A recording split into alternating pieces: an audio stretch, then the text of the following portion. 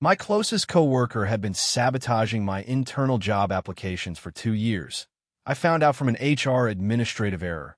What I found in that email changed how I understand 2 years of my professional life. There are emails that arrive in your inbox, and that when you open them, you understand immediately they were not meant for you. That there is an error, that someone in human resources chose the wrong recipient, and that the email you were reading was confidential and was meant for another person or for no one outside the internal process. What you do in that moment defines what follows.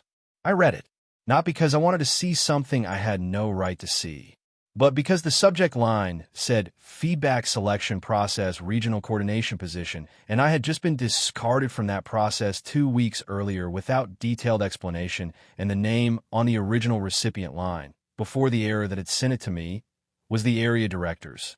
I read it, and what I found inside reorganized 2 years of something I had interpreted one way, and that turned out to have a layer I had not seen. My name is Andres. I am 38 years old. I am a senior operations analyst at a financial services company, and I have spent 6 years in the same organization, where in the last 2, I had applied for 3 internal positions at a higher level without success. 3 processes, 3 rejections, with feedback that in all 3 cases had been vague in the terms the human resources area used to tell you no, without telling you precisely why. Solid profile, but there are other candidates whose experience aligns better with the current needs of the position. I had accepted that feedback with the resignation of someone who assumes the process is what it says it is and that the problem is their own, that they need to develop something, that in the next process they will be better prepared. My coworker Sebastian, with whom I had spent 4 years on the same team and with whom I had built what I thought was a real friendship, had accompanied me through those 3 frustrations with the apparent generosity of someone who listens to you, who tells you the process is opaque and does not necessarily reflect real merit, who encourages you to keep trying. The email that arrived by mistake told me Sebastian had been a peer evaluator in all 3 processes, and that in all 3 he had sent feedback that described my candidacies in a way that did not correspond to what I was professionally. The feedback report had 4 sections. The first was feedback from the formal interview panel. The second was feedback from the candidate's peers that the system allowed to be collected anonymously from coworkers who knew the candidate. The third was a synthesis from the human resources area. The fourth was the decision and its justification. I went directly to the second section. The system showed peer feedback anonymously, but with an internal identification code corresponding to an employee number. Not all employees know their employee number by heart. I do. And I know Sebastian's because 2 years earlier we had had to exchange that information for an access process to a shared system. The code appearing in the negative feedback on all 3 processes was his. I sat with the phone in my hand for a time I cannot measure. Well, I felt had no simple name. It was the superposition of several things that could not easily be separated. The anger about the specific 2 years of sabotage processes. 3 opportunities one had not been able to evaluate fairly because there was a voice in the system that evaluators could not attribute to anyone, but that I could now attribute with precision. The confusion about what that meant looking backward for years of what I had thought was real professional friendship. The conversations after each rejection where Sebastian had listened to me talk about the frustration, his way of accompanying what he knew he had contributed to producing, and something harder to name that was almost involuntary admiration for the precision of the scheme, which is the most uncomfortable response you can have when you discover that someone has been harming you with intelligence. The first thing I did was forward the email to my personal account, not because I wanted to use it improperly, but because it was evidence, and evidence could disappear if the human resources area realized the error and asked for it to be deleted. The second was to say nothing to Sebastian, not that day or in the days that followed. I kept working with the normalcy of someone who does not know what they know. That was the hardest part of the period that followed.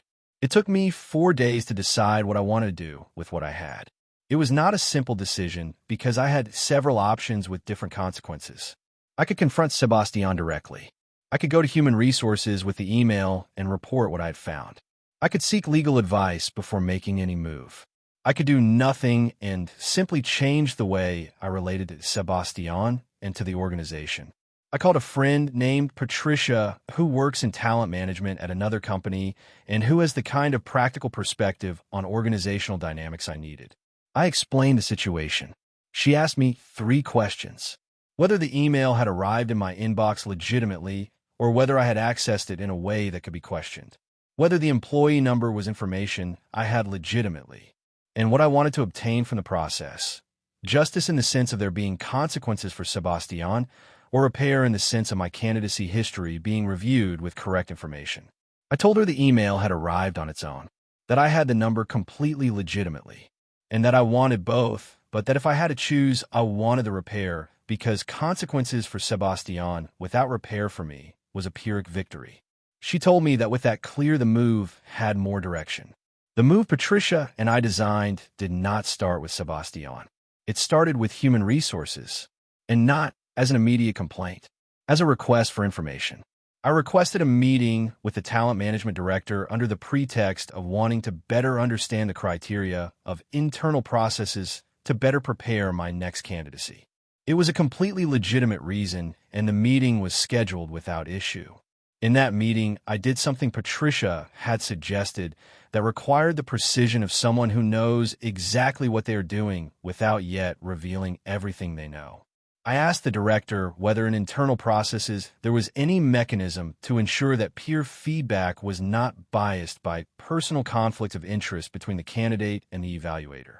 The director told me the system was designed to be anonymous and that this in theory protected against that type of bias.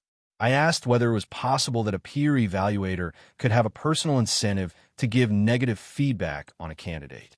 The director had the expression of someone who is understanding that the question being asked is not as general as it seems. She asked me whether I had a specific situation in mind. I told her yes, and I showed her the email. The conversation that followed lasted 90 minutes.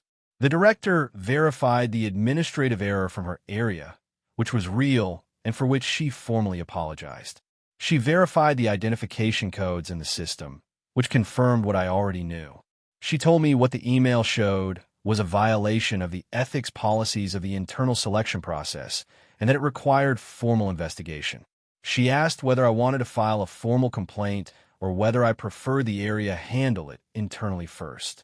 I told her I wanted both, a formally documented complaint and a review of my 3 previous processes with the peer feedback in question excluded from the analysis. The director said she could commit to the formal investigation, that the review of previous processes was more complex because it implied reopening closed evaluations, but that it was something she could bring to the corresponding committee. I told her that was what I needed. The investigation lasted 6 weeks. Sebastian was summoned in week 3. I did not know exactly what they told him or what he responded because the process was confidential on his side. What I did know was that in week 5 he called me, not to apologize, to ask me whether I had filed a complaint about him. I told him I had submitted information I considered relevant about the processes I had been part of and that the area had initiated its own investigation. He asked me why I had not talked to him first. I told him it was an interesting question coming from someone who for 2 years had had multiple conversations with me about those same processes without telling me anything. There was a silence. He hung up. We did not speak personally again after that call. The resolution of the investigation arrived in week 7. Sebastian received a formal reprimand on his record and was removed from the peer evaluator list for internal processes for a period of 2 years. My 3 previous processes were reviewed with the peer feedback in question excluded.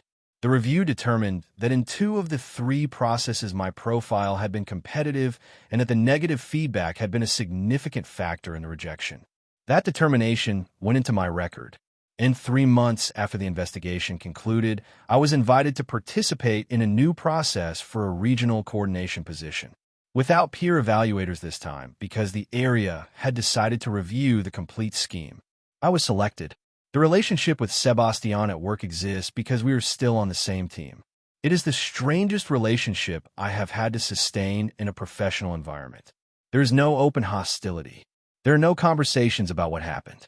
There is the cordial distance of two people who know each other well and who have tacitly decided that what existed between them no longer exists and that what remains is the minimum professional coexistence the work requires. Sebastian knows what he did. I know what he did. Both of us know the other knows. And neither of us has yet found the words for what that means in the 4-year history we shared. Perhaps those words do not exist. Or perhaps they exist, but neither of us wants to be the first to use them. What I want you to take from this story has parts for anyone who works in an organization with internal selection processes. The first, if you have legitimate access to your employee number or that of coworkers with whom you have had to exchange that information, keep it, not as a weapon, as data. In contexts where feedback systems use internal codes, that information can be more relevant than it seems. The second, if you have been repeatedly rejected from internal processes with vague feedback, you have the right to request a meeting with the talent area to understand the criteria, not as a confrontation, as active management of your career.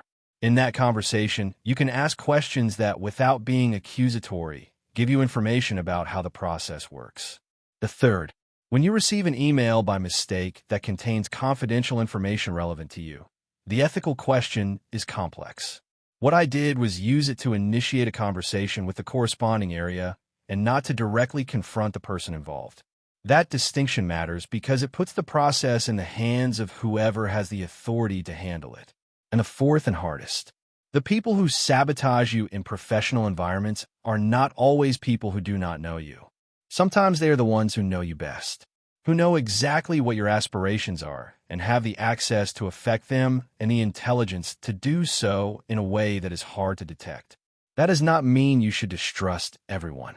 It means that trust in competitive environments deserves to be proportional to what the other person has demonstrated through actions and not just through gestures of support that can coexist with actions going in the opposite direction. If this story resonated with you, comment. Have you ever suspected that someone close was sabotaging your career from the inside? Like if you believe anonymous feedback systems and selection processes need more robust mechanisms against conflicts of interest. Subscribe for more real stories. Share with someone who is navigating internal selection processes and has never thought about this specific risk. Practical tip. If you work in an organization with internal selection processes and peer feedback, ask the human resources area how the system is designed to prevent conflicts of interest between candidates and evaluators. The question is legitimate, and the answer tells you something about how much real protection the process has. If the system does not have that mechanism, you can suggest it be implemented. That suggestion, coming from an employee, is welcome in most organizations.